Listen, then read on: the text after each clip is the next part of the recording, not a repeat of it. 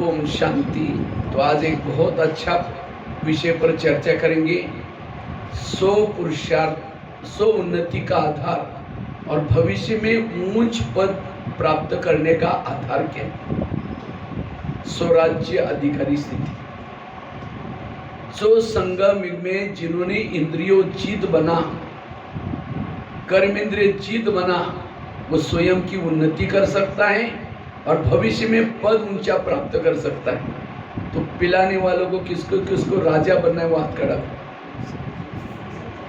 राजा किसको किसको बनना है, ऊंचे ऊंचे हाथ खड़ा करो। चलो सबको बनना है, क्योंकि वैसे यहाँ देखो पिलाने एक छोटा सा गांव है, लेकिन बिरला देखो कलयुग में भी बिरला कितना ऊंचा। तो यहाँ इसी जगह पर बिरला हो सकता है, तो राजा कितने हो सकते हैं। राजस्थान के सबसे बड़े राजा कहाँ मिलने चाहिए, पिलानी में। हाँ, जब कलयुग का सबसे बड़ा धनवान वाला कौन है, बिरला। तो आपको भी, लेकिन राजा 8 बजे आते हैं, 8:30 बजे क्लास में आए।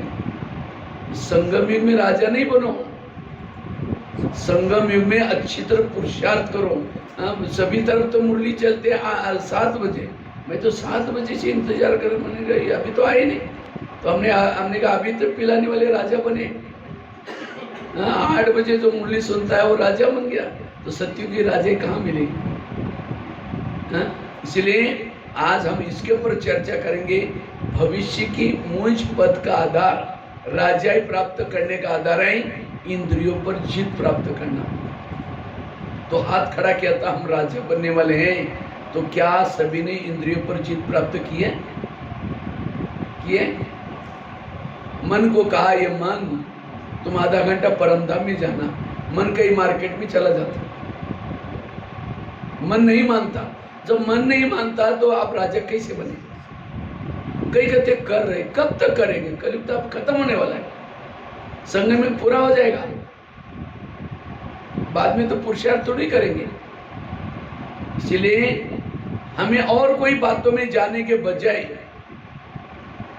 स्वयं को बदलो। स्वयं को बदलना मतलब बाबा कहते हैं 100 परिवर्तन से क्या हो जाएगा। तो 100 परिवर्तन करना मतलब बैज पहन लिया, सफेद ड्रेस पहन लिया, मुरली सुन ली, हो गया 100 परिवर्तन। 100 परिवर्तन अर्थात हर इंद्रियों को ज्ञान में चलाना। आंखें ज्ञान में चलती है। अगर आंखें ज्ञान में चलती, मोबाइल देखते तो उस समय टक टक करती देखती रहते, योग में बैठते बंद हो जाती। रात को 12 बजे भी मोबाइल देखेंगे, बंद नहीं हो जाएगी, और योग में बैठते बंद हो जाते। इसका मतलब आंखें ज्ञान में नहीं चल रही।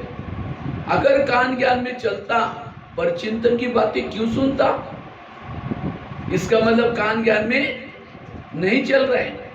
अगर मन ज्ञान में चलता तो मन परमधाम में जाने के बजाय इधर उधर क्यों भटकता। इसलिए 7 दिन का कोर्स इन कर्मेंद्रियों को करो। 7 दिन का आप अपने घर को सुधारो। बाबा कहते ना, घर मतलब लौकिक घर नहीं, चैरिटी बिगिंस एट होम। तो इसका मतलब ये कि नहीं कि घर के लोगों को ज्ञान सुनाओ। शरीर आत्मा का पहला घर है, इस घर वालों को ज्ञान में चलाओ। अगर सारी इंद्रिय आपकी घर ज्ञान में चलेगी, आंखें योग्य देखेंगे, कान योग्य सुनेंगे, मुख योग्य बोलेगा, तब कहेंगे माता बड़ी अच्छी है, ये भाई बहुत अच्छा है।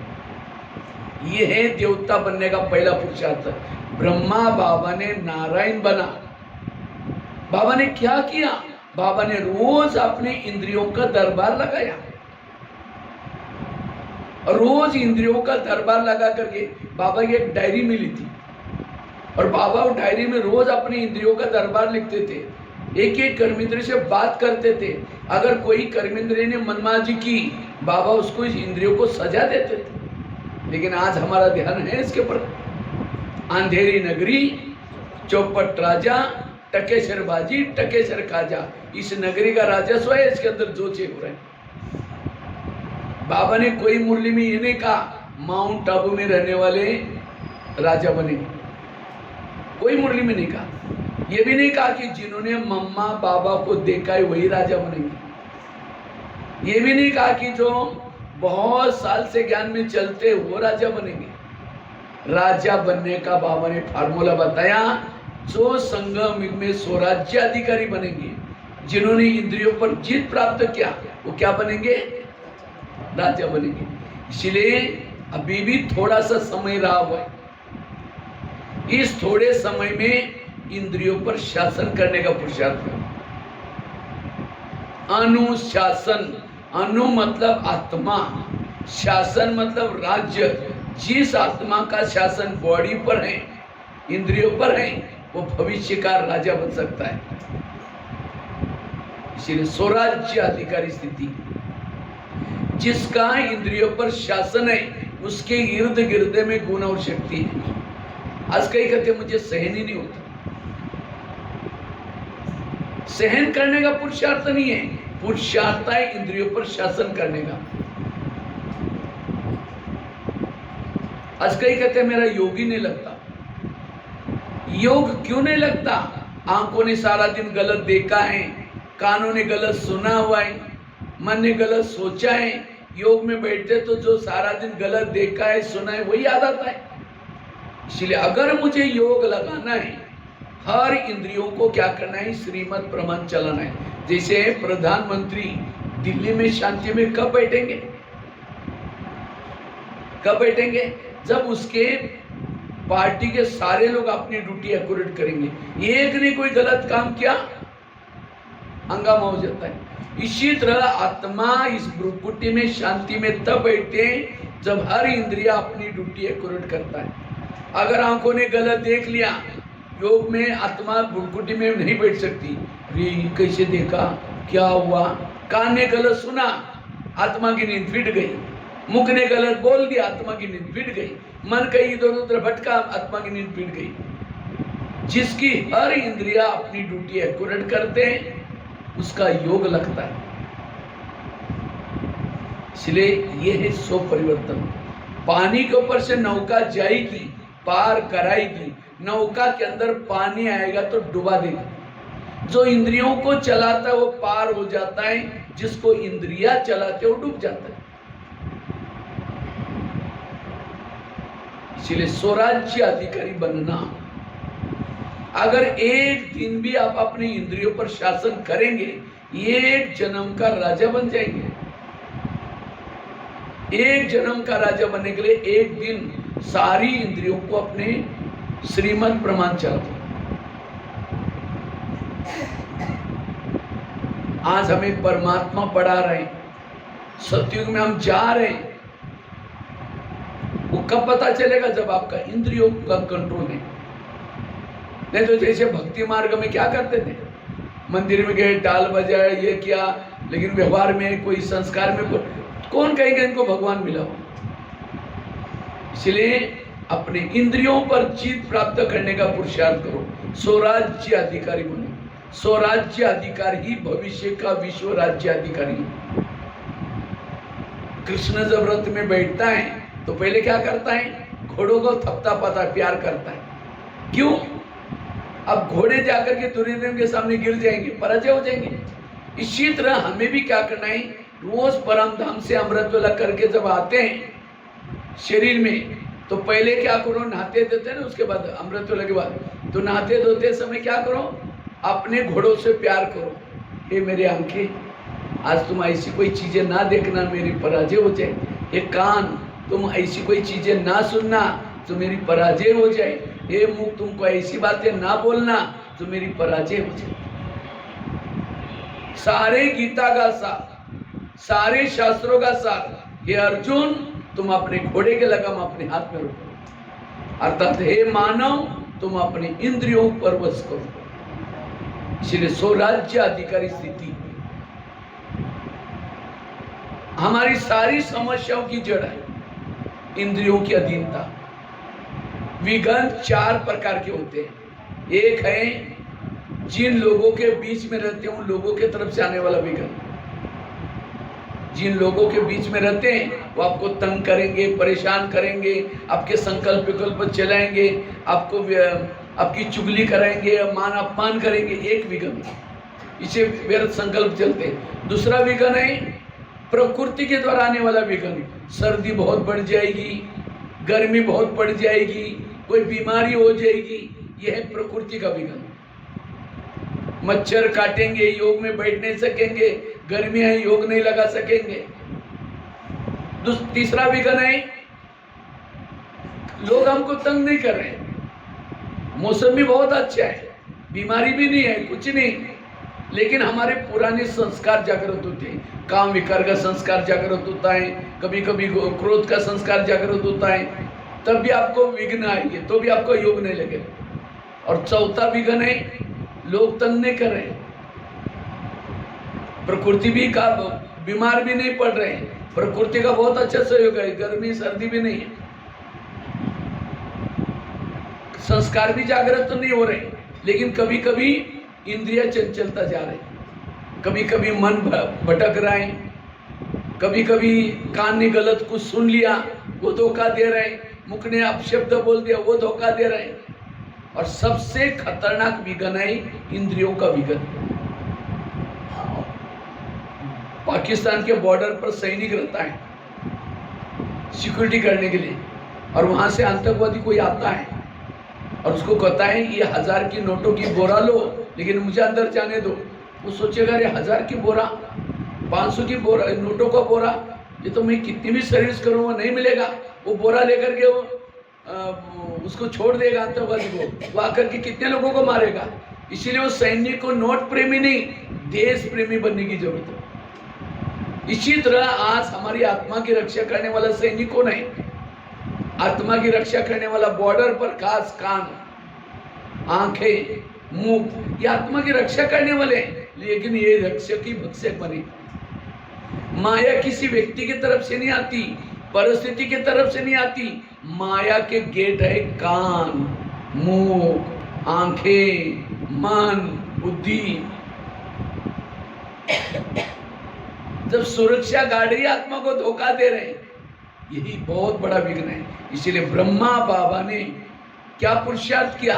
मायाजित बनने के लिए इंद्रियों पर शासन किया, कर्म इंद्रिय जित बने। इसीलिए बाबा ने कहा, प्रश्न में था कौन योगी की निशानी क्या है? पक्का योगी है वो इंद्रियोचित होगा। देवी देवता कौन है? इंद्रियोचित है। जब हमें देवी देवता बनना है तो हमारा पुरुषार्थ क्या है? पहले इसको ठीक करो, अपने घर को ठीक करो, इंद्रियोचित बनो, स्वराज्य अधिकारी बनो। जैसे भारत में अंग्रेज घुसे थे, क्यों घुसे थे? कहानियां तो जानते हैं ना। भारत में अंग्रेज क्यों आए?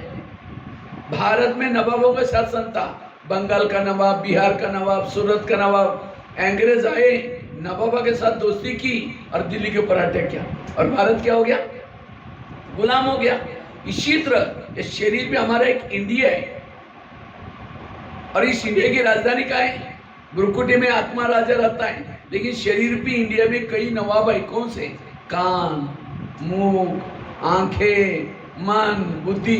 तो माया रूपी अंग्रेज आता है और दोस्ती किसे करता है? इन नवाबों के साथ। कान के साथ दोस्ती कर दी, मुख के साथ दोस्ती की, मन के साथ दोस्ती की, फिर आत्माओं के ऊपर अटैक किया। इसीलिए अब हमारा शरीर भी देश गुलाम है। किसे गुलाम है? विकारों के गुलाम है। तो भारत में अंग्रेज घुसे थे, उनको भगाया कैसे? कैसे भगाया वो भी जानते हैं ना। कैसे भगाया? वही युक्ति आप भी यहाँ अपनाओ।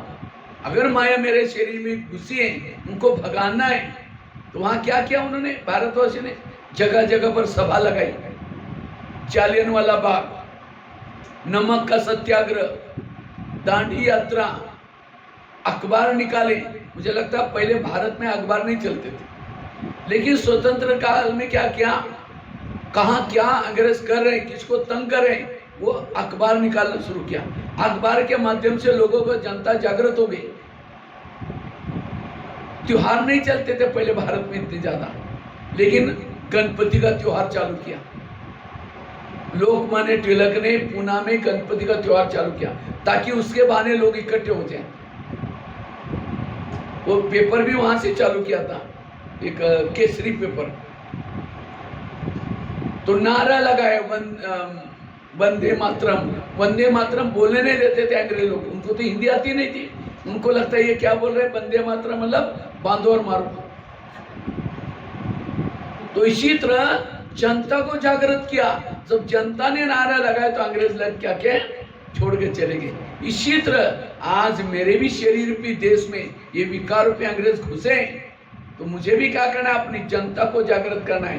कौन सी जनता? ये कान, मुंह, आंखें, मन, बुद्धि। आज इंद्रियों के लिए, विकारों के लिए आकर्षण है, और आत्मा कहते हैं माया गो व्याग। कान कहता है कोई बात नहीं, इधर से आ जाओ, ये वास्को डी गामा बन जाता है और यहां से घुसा लेता है। इसीलिए रोज एक एक इंद्रियों से बातें करो, उनको नफरत दिलाओ। यह है पुरुषार्थ। और जब तक ये नहीं बदलेंगे हमारा कुछ नहीं होने वाला है। नहीं तो ऐसे संगम युग, एक तो क्या और भी 2 जन्म आपको रखेंगे, कोई बदलाव नहीं आने वाला, कोई परिवर्तन नहीं आने वाला। इसीलिए स्वराज्य अधिकारी बनो, इसको बदलो। यह है पुरुषार्थ। इससे आप मायाजीत बन सकते हैं, विकारजीत बन सकते हैं। तो हम अपनी इंद्रियों से रोज बातें कैसे करें, कैसे इंद्रियों के साथ दरबार कैसे लगाए, इसके बारे में बताते हैं। रोज हमें क्या करना है, अमृत वेला के बाद 5-10 मिनट इंद्रियों से बातें करनी। अमृत वेला शिव बाबा में कौन मिला हुआ है? जैसे कर्ण को धोखा किसने दिया? उसके रथ ने कर्ण बहुत होशियार था महाभारत का, लेकिन उसको किसने धोखा दिया? उसके रथ ने धोखा दिया। बराबर रथ फंस गया, धस गया। इसी तरह ज्ञान में बड़े होशियार है, लेकिन आकर आपको इंद्रिया धोखा देते हैं, माया मार देगी, आपको खत्म कर देगी। इस युद्ध में, विकारों के युद्ध में अकेले ज्ञान में मत चलो, इंद्रियों का भी सहयोग लो। केवल अकेले आए, जैसे मंदिर में जाते थे उसके बजाय यहाँ ब्रह्मा कुमारी में आ रहे जा रहे, मुरली सुन रहे, न कान पर कंट्रोल है, न जैसे कहते ना अंधा पीस रहा है और कुत्ता बैठकर उसको खा रहा है। अंधे को लग रहा है मैं बोरी भर करके पीसा, लेकिन जमा कुछ नहीं। इसी तरह थोड़ा सा आए, अमृत वाला किया, मुरली सुनी, थोड़ा भंडारे में पैसे डाल दिया, सारा दिन आंखों ने गलत देख लिया, कान ने गलत सुन लिया, मन गलत सोच लिया, जितना कमाए खत्म, जमा कुछ नहीं। और जो इंद्रियों के अधीन है, उसके चेहरे में खुशी, चेहरा लटका हो रहेगा। कौन कहेगा इनको भगवान मिला, इस सत्युग में जाने वाले। इसलिए स्वराज्य अधिकारी का पुरुषार्थ करो, ये है सबसे इंपॉर्टेंट चीज। लेकिन आज हमारा इसके तरफ ध्यान नहीं है। तो हम रोज कैसे इंद्रियों पर जीत प्राप्त करने के लिए बातें करें। अमृत वेला करने के बाद रोज इस शरीर रूपी देश में आओ और सबसे पहले गुणवाणी करो इंद्रियों से। सबसे पहले बात करो कान से। हे मेरे कान, तुम मेरे इस राज्य के शान, अगर तुम ना होते मैं ईश्वरी महावाक्य कैसे सुनता। और इसीलिए हे कान, मेरा तुम्हारे पर विश्वास है, इसीलिए मैंने तुमको बॉर्डर पर रखा है। कान का है, बॉर्डर पर है। लेकिन हे कान, क्योंकि शरीर हमारा क्या एक किला है। पहले राजे किस में रहते थे? किले में रहते थे। तो शरीर में हमारा क्या है? किला है। इसलिए हे कान, आज तक जो हुआ कोई बात नहीं। आज मैं सवेरे शिव बाबा के पास गया था, शिव बाबा ने तुम्हारे लिए कुछ इशारे दिए। तुम मेरा खाते हो, मेरे राज्य में रहते हो और मुझे धोखा दे रहे हैं। आज कान जिंदा क्यों है? क्यों जिंदा है? आत्मा ने कमाया हुआ खून सप्लाई होता है कान को। अगर कान थोड़ा यहां होता दूर तो कान जिंदा रहता। खाता है आत्मा का और धोखा दे रहे आत्मा को। इसलिए हे कान, आज तक जो हुआ कोई बात नहीं, लेकिन आज रात को सोने के पहले मैं तुमको चेक करूंगा। अगर तुमने कुछ गलत सुना, पर चिंतन की बातें, वेरत बातें सुनी, मैं तुमको सजा दूंगा। और ये भी नहीं समझना मुझे कुछ पता ही नहीं चलता, क्योंकि मैं शरीर रूपी किले के चारों तरफ से सीसी कैमरे लगाए। आजकल घरों में ऑफिस में क्या लगाते हैं? तो हमारा सीसी कैमरा कौन सा? थर्ड आई, तीसरा नेत्र एक्टिव है। मैंने क्या देखा क्या सुना पता चलता है। आगे चलो मुख्य पास। हे मुख, तुम भी मेरे इस राज्य के शान हो, अगर तुम ना होते मैं ईश्वरीय महावा के दूसरों को कैसे सुनाता?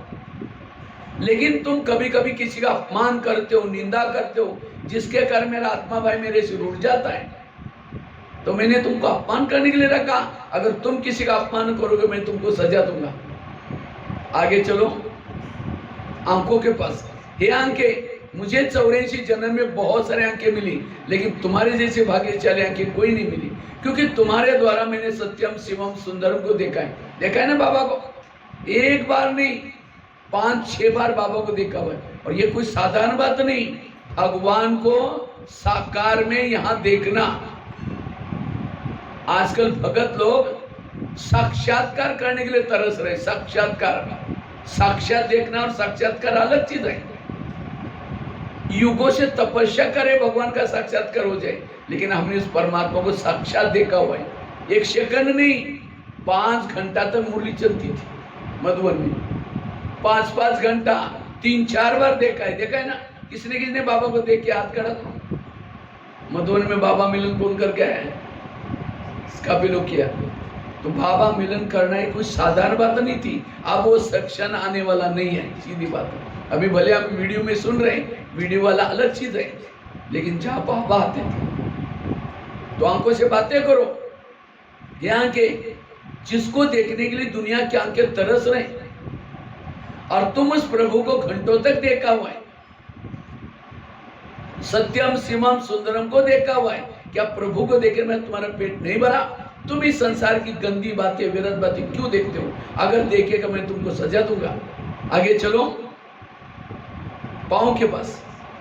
हे पांव, तुम ही मेरे इस राज्य के शान हो, अगर तुम ना होते मैं सेवा करने के लिए कैसे जाता? भले मुख ने मैंने भाषण किया, आदिदेवा किसको मिली? पांव को। हाथ ने कर्मना सेवा की, आदिदेवा किसको मिली? पांव को। क्यों? पांव क्या करता? घुटने के ऊपर पूरा शरीर को उठा के लेके आता है। शरीर को किसने लाया? पांव ने लाया।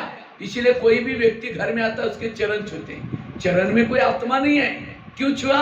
क्योंकि उसने चरण नहीं लाया। लेकिन कभी कभी चरण क्या करता है? पर चिंतन करने के लिए लेके जाता है। पर चिंतन किया मुख ने, आधा पाप किसके ऊपर चढ़ा? पांव के ऊपर। फिल्म देखी आंखों ने, आधा पाप किसके ऊपर चढ़ा? अगर उस समय पांव कहता नहीं मैं नहीं जाऊंगा, मैं राजा के लिए ईमानदार हूं, तो मुख कहता ठीक है तुम नहीं जाएगा, मेरा काम रुकेगा, मैं जा रहा हूं। अगर मुख नहीं जाएगा तो पांव नहीं जाएगा तो मुख अकेला जाएगा, आंखें जाएगी। तो सारी आत्मा, सारी इंद्रिया आत्मा के एमटी में चल रही। इसलिए इसको ठीक करो। आज कई माता कहते मेरे बच्चे मानते ही नहीं। क्यों नहीं मानते? जिसकी इंद्रियां ही नहीं मानती उसका कौन मानेगा? हाँ? कौन मानेगा? न बच्चे मानेंगे, न प्रकृति मानेगी। गर्मी बढ़ती जा रही है, सर्दी बढ़ती जा रही है। क्यों? इंद्रियों, हर एक का इंद्रिय वश में नहीं है। इसलिए स्वराज्य अधिकारी बनो, यही वो महाभारत है। इसलिए स्वराज्य एक एक इंद्रियों पर शासन। आगे चलो मन के पास। हे मन, तुम ही मेरे इस राज्य के शान हो, अगर तुम ना होते मैं ईश्वरीय ज्ञान का मनन चिंतन कैसे करता? लेकिन कभी कभी तुम व्यर्थों का भी चिंतन करते हो। अगर करेगा मैं तुमको सजा दूंगा। आगे चलो बुद्धि के पास। देखो माता जी की आंखें बंद होंगी। माता जी थोड़े आपकी आंखें धोखा दे रहे हैं। हाँ? थोड़ा ताली बजाओ, क्योंकि मैं जैसे आया हूं माउंट आबू से, मेरे साथ माया ने भी अपना सैनिक भेजा हुआ है। माया का सैनिक तो दिखाई नहीं पड़ता, मैं तो आपको दिखाई पड़ रहा हूँ। माया का सैनिक भी सभा में घूम रहा है। वो कहता है माउंट आबू से कहाँ से भाई आया? अगर ये ऐसी बातें सुनकर के मेरा राज्य ही कमा देगा। इसीलिए वो आकर के आपके सामने आलस की संजीवनी बूटी सुगाती। आलस है कैसे? अब जिसकी आंखें बंद है उसका कान भी बंद। अब सुना या नहीं सुना क्या फर्क है? जैसे थे वैसे रहने वाले। इसीलिए माया को भगाओ, थोड़ा ताली बजा कर। इसीलिए एकदम एक्यूरेट सुनना है। तो मैं सुना रहा था, आगे चलो बुद्धि के पास। हे बुद्धि, तुम भी मेरे इस राज्य के शान हो। अगर तुम ना होते, क्योंकि बुद्धि को हमने सभी इंद्रियों में से चुन करके क्या बनाया? मंत्री। बुद्धि कौन है? मंत्री। कौन सा मंत्री? गृह मंत्री। पूरा सारा कारोबार किसके पास है? बुद्धि के पास। बुद्धि के बिना कहीं भी, तो बुद्धि को बातें करो, हे बुद्धि मैंने सभी इंद्रियों में से चुनकर तुमको मंत्री बनाया, मुझे लगा कि तुम मेरा कारोबार अच्छा करेगा, लेकिन तुमने कोई ऐसे गलत निर्णय लिया, मेरा पूरा राजगौरव चला गया। तुमने क्या किया? रावण के जेल में मुझे डाला। इसलिए हे बुद्धि, आज तक जो हुआ कोई बात नहीं, लेकिन आज से तुम्हें कोई भी प्रकार का गलत निर्णय नहीं लेना। समझो, मन में विचार आया मुझे फिल्म देखने के लिए जाना है, तो मन की फाइल कहां जाती है? फिर बुद्धि के पास। बुद्धि कहेंगे हाँ ठीक है जाओ। अब बुद्धि ने साइन किया जाओ, बोलते ही पांव चले गए, आंखें चले गई, सारी इंद्रियां चले, तो सारी पापों की जड़ कौन है? बुद्धि। लेकिन आज कभी भी हम बुद्धि से भी बात नहीं करते हैं, आंखों को भी सजा नहीं देते हैं, कान को भी सजा। ये है कमजोर। अधीन वाला कभी अधिकारी, इसलिए स्वराज्य अधिकारी बनो, अपने इंद्रियों को सजा दो। और ये पुरुषार्थ ब्रह्मा बाबा ने किया था। इसको कहते हैं बाप समान बनो। बाप समान मतलब जैसे बाबा ने किया। हमें कोई नया पुरुषार्थ नहीं करना, कोई नई प्लानिंग नहीं बनाना। जो हमारी मम्मा ने किया, बाबा ने किया, दादियों ने किया, वही करो। नहीं तो दुनिया के शास्त्र इकट्ठे करो, ग्रंथ इकट्ठे करो, एक पहाड़ बन जाएगा। उसे हुआ कुछ नहीं, विकार बढ़ते गए। आखिर परमात्मा इस धरती पर आया और बाबा ने क्या सुनाया? बच्चे तुम एक आत्मा हो और इंद्रियों पर जीत प्राप्त करो। ब्रह्मा बाबा ने दो ही पुरुषार्थ किया, एक आत्मा का लेसन पक्का किया, दूसरा बाबा ने रोज इंद्रियों का दरबार लगाया। इसी दो पुरुषार्थ से नारायण बने।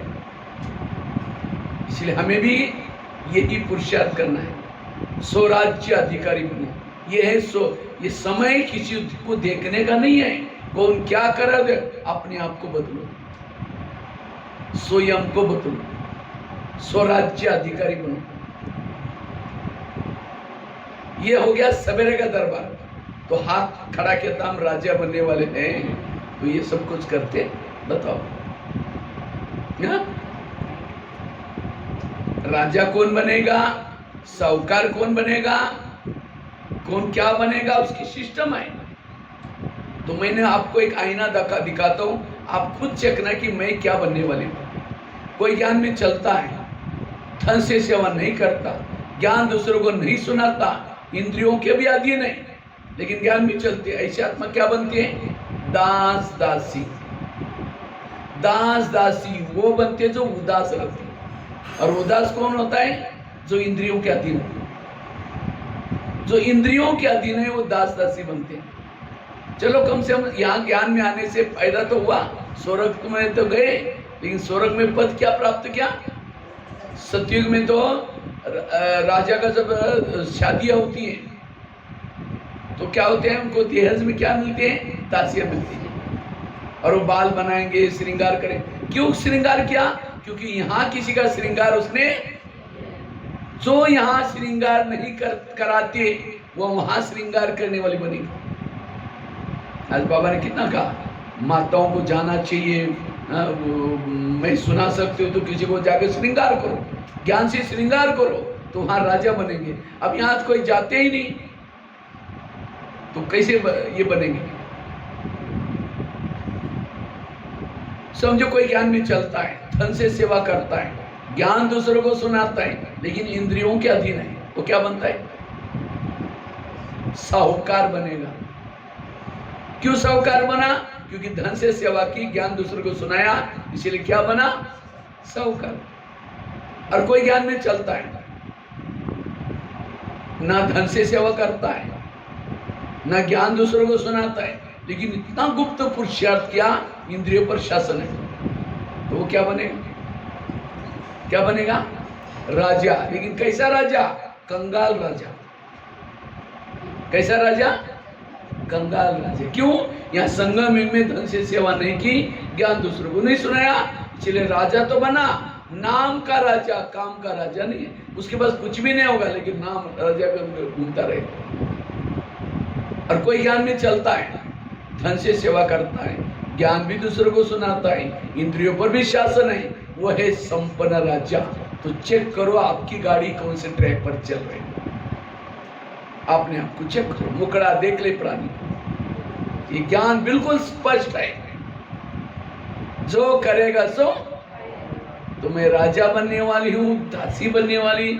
अभी भी संगम के 8-10 साल बाकी है, अभी भी ट्रैक को बदल सकते हैं। आजकल लोगों की बुद्धि बिल्कुल चेंज हो गई। देखो आज कितने हंगामे हो रहे हैं, क्या क्या हो रहा है। एक समय आएगा यहाँ पहुंच भी नहीं सकेंगे।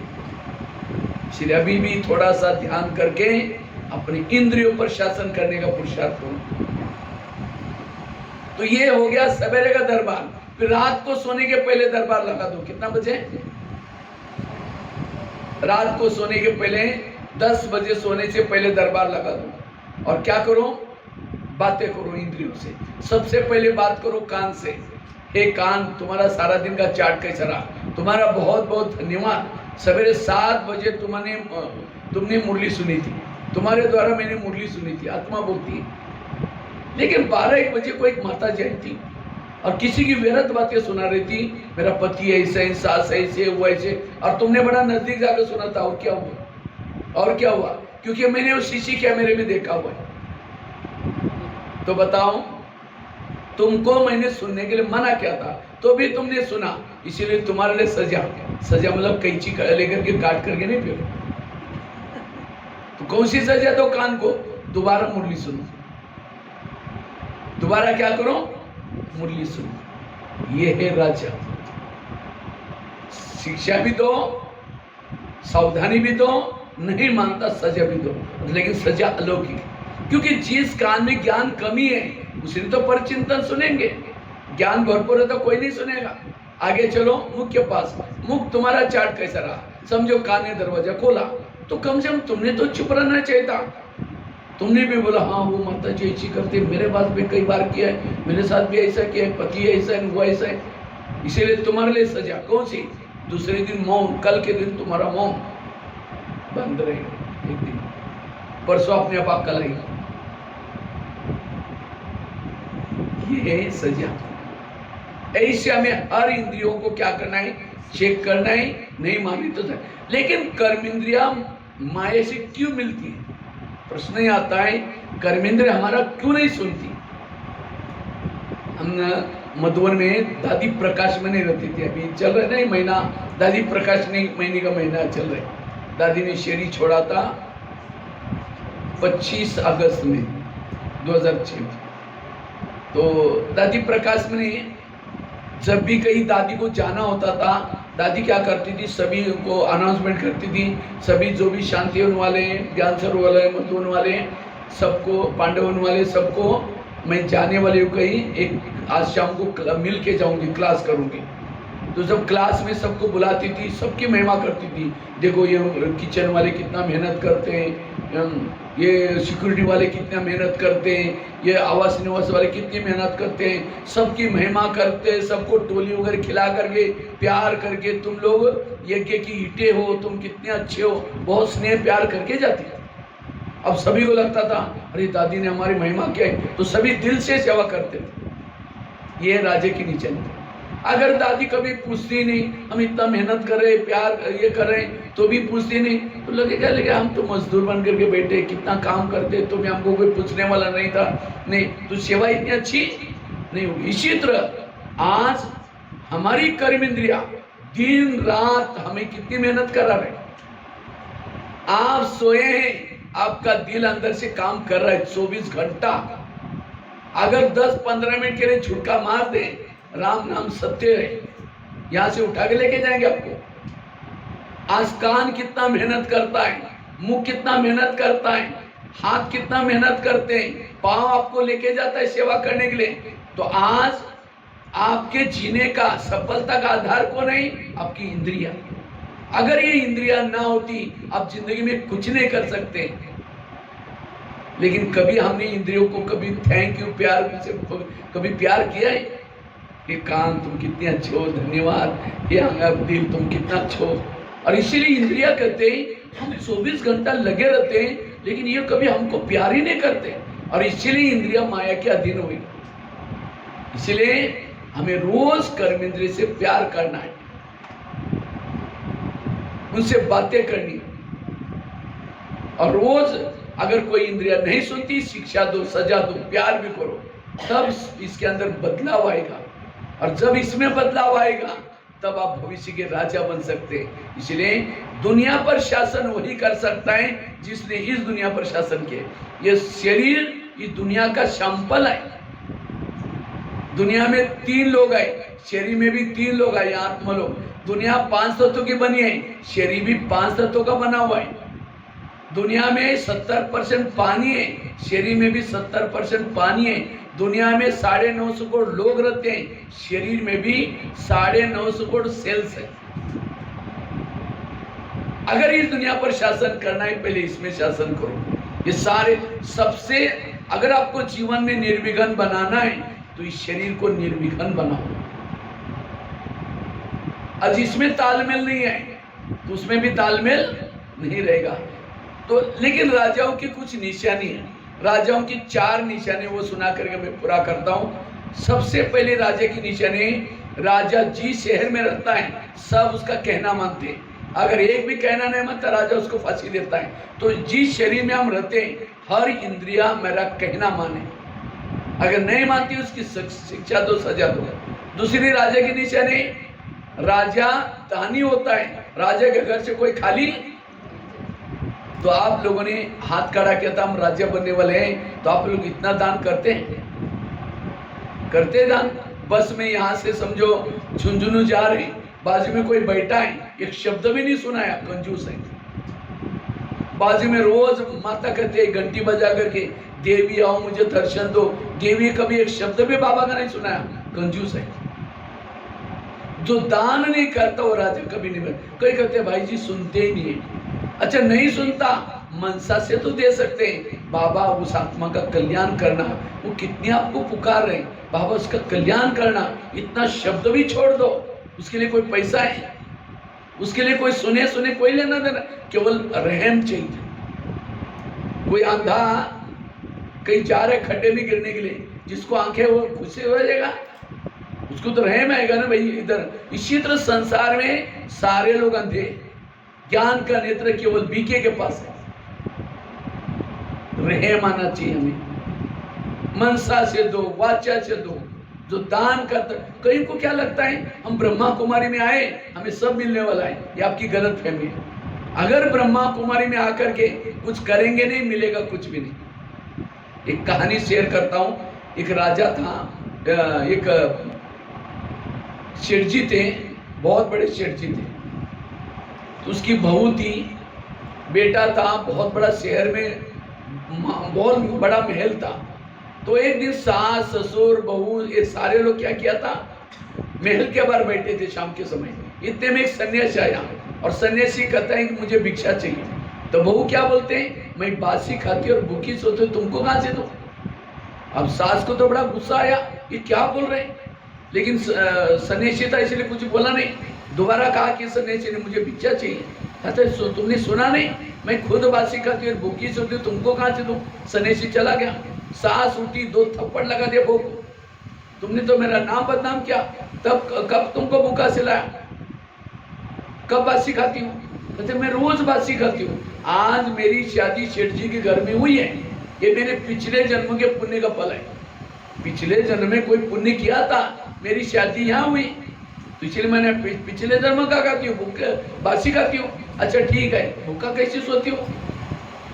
आज अगले जन्म के लिए आप मुझे कुछ करने नहीं दे रहे, दान पुण्य, इसलिए मैंने कहा अगले जन्म के लिए भूखी सो रहे। तब उसको लगा बात तो सही है। कहते घोड़े के लिए तो चने पीछे उसको दिया करो, उसको लगता अक्ल तो आ गई। लेकिन अगर मैं चने दूंगी तो अगले जन्म में मुझे क्या मिलेगा? बोरी के बोरी चने मिलेंगे। तो फिर कहते हैं जो चाहिए दे दो। इसी तरह कहीं हम बासी खा करके भूखा तो नहीं सो रहे। आज मुझे इतना ज्ञान बाबा का मिल रहा है, तरावटी माल मिल रहे हैं, देखो आजकल लोग कहाँ जाते हैं, कावड़िया लेकर के गंगा स्नान गंगा के लिए जाते हैं, वो पानी ला करके कहाँ डालते हैं। लेकिन आज अब भले आप यहाँ से नहीं गए गंगा में, लेकिन बाबा ने मधुवन जैसे तीर्थ स्थान से मेरे को कावड़िया बना करके भेजा और ज्ञान की छींटे आपके ऊपर डाल दी, राजा बनने की। कितना अच्छा है। तो इतनी पालना बाबा दे रहे हैं, ये कौन सी जन्मों का फल है। 63 जन्मों से व्रत किया था, उपवास किया था, भक्ति की थी, उसका फल है। तो कौन सा खा रहे, बासी खा रहे। लेकिन आज मैंने दान पुण्य नहीं किया, सेवा नहीं की, अगले जन्म के लिए कैसे सो रहे, भूखे सो रहे। इसलिए बासी खा करके भूखा नहीं सोना। आप कभी चेक करो, मुझे भविष्य में मैं क्या बनने चाहता हूं। मुझे अगर शरीर तंदुरुस्त चाहिए, शरीर के द्वारा सेवा करो। अगर मुझे हेल्थ अच्छी चाहिए, मेरा हेल्थ अच्छी चाहिए, शरीर को सेवा में लगाना। मुझे गाड़ी चाहिए हर जन्म में, मुझे अपनी गाड़ी को सेवा में लगाना। अगर घर चाहिए बड़ा सा, तो आपके घर में भी पाठशाला खोलो या आसपास वालों को, लोगों को बुला करके ज्ञान सुनाओ। जो घर सेवा में लगाता है उसको कोई भी जन्म में घर कमी नहीं पड़ता। अगर समझो यहाँ आए, आओ सेंटर में सेवा करो, जो तन मन धन से सेवा करता वही उसको मिल जाता है। इसलिए राजा बनने के लिए स्वराज्य अधिकारी बनना, और ये तो अभी चांस है, आगे चल करके कुछ नहीं कर सकेंगे। जो करना है अब कर लो। तीसरी राजा की निशानी, राजा क्या करता है, शिकार करता है। और राजा शिकार किसके करता है, किसके करता है, शेर की शिकार करता है। तो आप लोगों ने हाथ खड़ा किया था, हम राजा बनने वाले हैं, तो कितने शेर को मारे। शेर मतलब अज्ञानी आत्मा को। और ये तो पिलानी में बहुत बड़े बड़े शेर घूम रहे, सेठ जी लोग घूम रहे, बड़े बड़े वीआईपीज है। उसको क्या करो, सुनाओ। आज तक मैंने एक को भी बीके को, ज्ञान को मैं बीके नहीं चलाया, तो मैंने कोई शेर की शिकार ही नहीं की। तो जब मुझे प्रजा ही नहीं, तो मैं राज्य किसके ऊपर करूंगा। तो किसने किसने शिकार के, हाथ खड़ा करो। किसको किसने, किसी को ज्ञान में चलाया, पक्का बीके बनाए। एक दो तीन जन है, और वो भी कितने लोगों को, दो राजा एक और प्रजा भी उसकी एक ही। ढेर प्रजा होने चाहिए ना, इसलिए। और मुझे तो बड़ा शौक है शिकार करने का, इसीलिए जब जब मैं माउंट आबू में टाइम मिलता है, पूरा भारत में और नेपाल में जाता रहता हूँ। बसों में जाऊंगा, ट्रेनों में जाऊंगा, सुनाने का, शिकार करने का शौक चाहिए। और हम लोग माताओं का तो काम करते हैं, माउंट आबू में किचन में सेवा करते हैं। आप लोगों का तो कितना, 4 लोगों का होगा, हमारे पास तो कितने लोग आते हैं। उससे में से भी टाइम निकाल करके जरूर शिकार करने, तो शिकार करता वो राजा। कई कहते भाई जी सुनते ही नहीं। अच्छा नहीं सुनता, उस शिकार को तो जाली में तो फंसाओ। ये सेंटर क्या है, जाली बना कर रखा है। तो यहाँ तो मीठा मीठा बोल के लेके आओ, मारने का काम भाई ने कर ही देगी। लेकिन जिसने यहाँ तक लाया उसको दुआएं मिलेगी। लेकिन याद रखना, शेर की शिकार बड़ी सावधानी से की जाती है। कई बार पेपर में आता है, कोई शिकार करने के लिए गया था, शेर ने उसको फाड़ के रख दिया। अब कई बार कई ज्ञान सुनाने के लिए जाएंगे, आजकल हम ब्रह्मा कुमारी में जाते हैं, परमात्मा आए हैं, सत्युग आने वाला है। अच्छा आप भी फंस गए क्या, वहाँ बाहर का खाना नहीं खाते, फैशन नहीं करते, पूजा नहीं करते, भक्ति नहीं करते, कोई ये है क्या ज्ञान है। ओम शांति, कल ही खुद ही आना बंद कर दिया। गया था शिकार करने के लिए, खुद ही मर गया। इसलिए पहले खुद पक्के बनो। तो 1 महीने में 1 को बीके बनाओ, तो साल में कितने हो जाएंगे, 12। इसलिए बाबा ने प्लॉट पहले लेकर के रखा है, ताकि आप लोग शिकार करेंगे तो क्लास बढ़ जाएगी। इसलिए शिकार करने का संस्कार चाहिए। और लास्ट की चौथी ये है राजा की निशानी। फलों का राजा किसको बोलते हैं, आम को। अभी सीजन हुआ ना, चल ही रहा है, अभी भी आम आ रहे रास्ते में, बाजारों में। फलों का राजा वैसे नारियल को बोलना चाहिए, क्योंकि भगवान को प्रसन्न करना है, किसको तोड़ते हैं, नारियल को। अगर उद्घाटन करना है, किसको तोड़ते हैं। लेकिन नारियल राजा नहीं, राजा कौन बना, आम। क्यों, हाँ, आम के साथ सबका प्यार होता है। निशानी क्या है, जब आम का सीजन आता है, आम लेके चूसते रहेंगे। निकालते रहेंगे, मुंह में डालते रहेंगे, चूसते रहेंगे। अब उसको गुठली का सारा माल खत्म भी हो तो छोड़ेंगे नहीं, चूसते रहेंगे। ये है प्यार। अब सूखा नारियल लेकर चूसो, 32 दांत है वो भी टूटेगी, मिलेगा कुछ नहीं। इसी तरह राजा बनने के लिए सब आपको प्यार करें। अगर सामने से आप आ रहे हैं, कोई रास्ता काट रहे हैं, आपको देखकर भाग रहे हैं, आप राजा नहीं बनेंगे। राजा बनने के लिए सब आपको प्यार से देखे, सामने आए। दादियां जब डायमंड हॉल से निकलते हैं, सब कितना गौर से देखते हैं। इसी तरह जिसका इंद्रियों पर शासन है, सब प्यार करेंगे, आपके नजदीक आएंगे। आज आपके नजदीक क्यों नहीं आना चाहते? क्योंकि आपका व्यवहार ठीक नहीं, आपके बोल, क्योंकि आपका इंद्रिय पर शासन नहीं है। इसलिए राजा बनने के लिए आम बनो, नारियल मत हो। और फलों का राजा आम को क्यों बोला? आम जब फल लगता है ऊपर जाता है, नारियल फल लगता है ऊपर जाता है, और आम को फल लगता है तो झुकता है। इसी तरह जिसके अंदर विशेषता, कला आई, जो झुक जाता है वो राजा है, जिसको अभिमान आता है वो राजा। तो फलों का राजा आम को ही क्यों बोला? क्योंकि आम ऊपर से नरम होता है और अंदर से सख्त, गुठली। और नारियल कैसा होता है? ऊपर से सख्त और अंदर से नरम है। जो ऊपर से कहता है मैं कहता है ऐसे करो, ये करो, खुद नहीं करेगा, दूसरों का ऑर्डर कर, लोग कहेंगे हाँ हमको पता है आप कैसे, जाओ जाओ, वो राजा नहीं है। राजा बनने के लिए नम्रचित बनो। और ये भी, नारियल भी कोई बुरी चीज नहीं, नारियल आत्मा का प्रतीक है। आत्मा का कलर कैसा है? केसरी। नारियल का कलर कैसा है? केसरी। आत्मा को में 3 शक्तियां होती है, मन, बुद्धि, संस्कार। इसी तरह नारियल को भी 3 होल होते हैं। नारियल के अंदर पानी होता है, खोबरा होता है। अगर पानी पीना है, खोबरा खाना है, ऊपर के कवच को तोड़ना पड़ता है। इसी तरह आत्मा के अंदर शांत स्वरूप, आनंद स्वरूप, शक्ति स्वरूप, हर आत्मा में अच्छी गुण है, लेकिन ऊपर विकारों का कवच लगा हुआ है, संस्कारों का कवच लगा हुआ है। अगर मुझे अंदर के ओरिजिनल संस्कार बाहर निकालना है तो ऊपर का कवच क्या करना पड़ेगा? तोड़ना पड़ेगा। इसीलिए भक्ति मार्ग में नारियल को मूर्ति के सामने रखते नहीं, उसको तोड़ते हैं, पानी डालते, कहते भगवान प्रसन्न हो गए। इसी तरह हमने भी अपने नारियल को, आत्मा को लाकर शिव जी के सामने पटकाया है, तोड़ा ही नहीं, बाबा प्रसन्न। इसीलिए नारियल तोड़ो, नारियल जो रियल है उसको छोड़ो और एक धक से तोड़ो। नारियल जब उद्घाटन करते समय डालते हैं, 5-6 बार टूटा नहीं, क्या कहते हैं? मूर्त ठीक नहीं है। ये मूर्त क्या है? ठीक नहीं। एक बार चुरा हुआ, एक बार डालते, कहते हैं वाह मूर्त कितना अच्छे।